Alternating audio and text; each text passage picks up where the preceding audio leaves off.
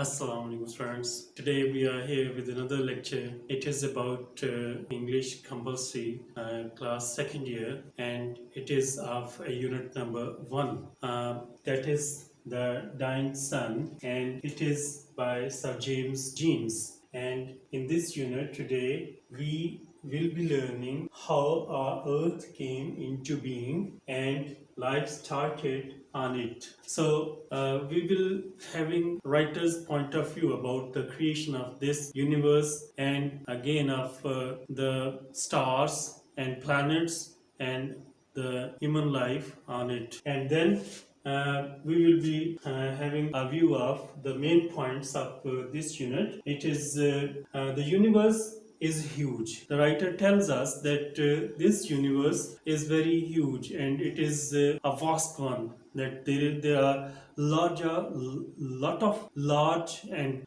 smaller planets in it, and these stars move in their orbits. They never ever come out of their orbits. They have their fixed ways to move in. But he says once it happened, a huge star came out of its orbit. So the writer tells us that only once in history it has happened that a huge star came out of its orbit and it came near to the sun and arose a huge tide on the surface of the sun. So that is an unusual event that the writer is telling us, and he is also expecting to make us believe whatever he is telling us. So next he says that when it started to move away from the sun, the tide broke into pieces due to its gravitational pull.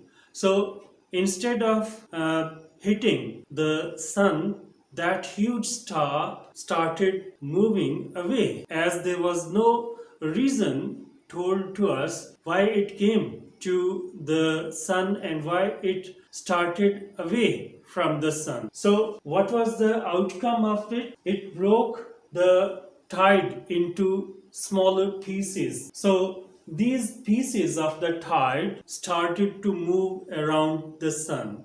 So as there was a gravitational pull, strong gravitational pull of the sun, so it made those pieces to move around its own orbits. So they are called planets. So these stars are these pieces which broken away from the tide are called as the planets.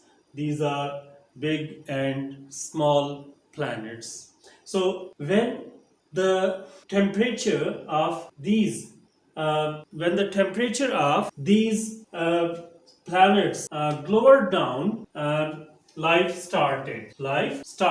As the writer tells us that most of the stars, they were of very high temperature, and some of the stars which started to move away from the sun, they were the cooler ones. So life started on some moderate region or temperature zone. So initially life was started according to the writer in very simple organisms, but later it took a complex form and it started to multiply the species as well. So the human being are also one of those species according to the writer. So he says man is the main focal species of this universe. So man feels himself frightening, fearful universe, because the universe is vast and his home, that is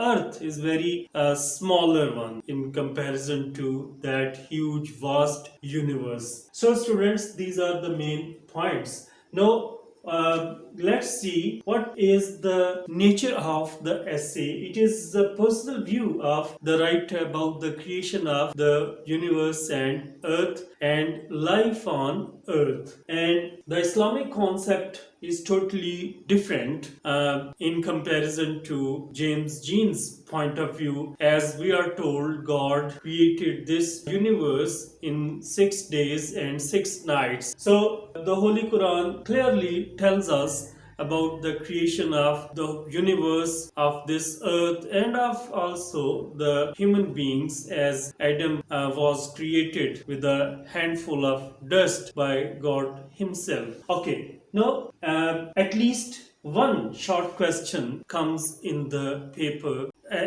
almost every year, and MCQs are also important, but the translation passage that is of 15 marks is also very rare, but cannot be relegated. So you have to prepare that as well. So the short question and MCQs mean at least 3 to 4, 5 marks are expected from this first unit of Book 2, second year. So we will be now moving on to the summary of the whole unit, and we will discuss further aspects in detail. So let's have a look at the summary of this unit as well. There is discussed in detail the creation of the earth. We are briefed about the system and an assumption which contributed in the creation of this earth and universe. Remember one thing, that it is mere an idea of such a creation. There is no strong scientific support regarding this assumption. According to the author Sir James Jeans, this whole universe is very huge and vast, even vaster than our imagination. There is a lot of stars moving in their orbits, small and big. Some of the stars are so big that millions of Earths can be packed inside them and leaves even space spare therein. The stars never ever leave their orbits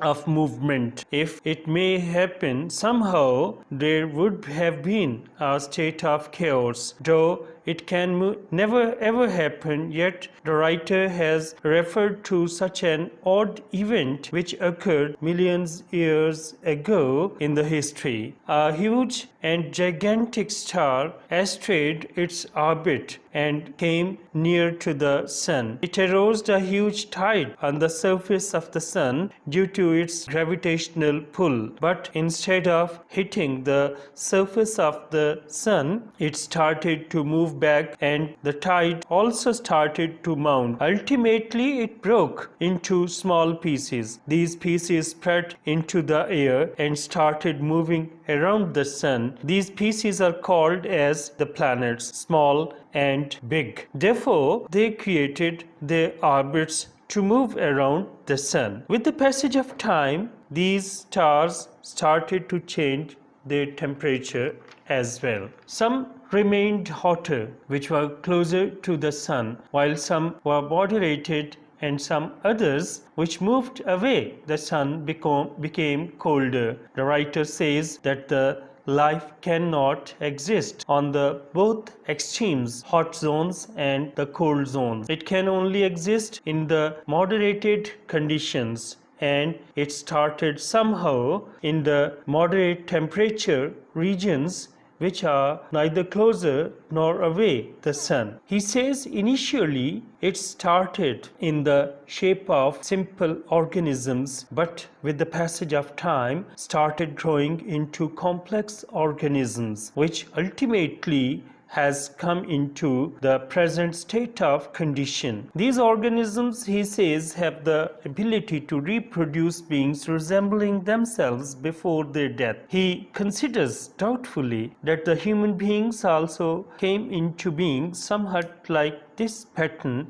and man and his home earth seems to be very tiny if compared against this vast universe. That's why he is in a state of constant fear in his small home. Now students, remember one thing, this is a point of view of a single individual who has a scientific outlook which is based totally upon logic of cause and effect. Being Muslims, we do not have such view of the creation of this whole cosmos or the universe. According to us, God has created this universe wholly, as the Holy Quran tells us. So we have to believe it. So this unit is a mere a literary creation by a writer who has expounded his own view about this creation. We do not have to uphold this philosophy as the final point. So this is all with today's lecture, that is regarding to the summary or the gist of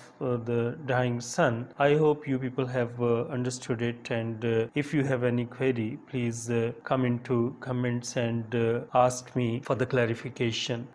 Thanks.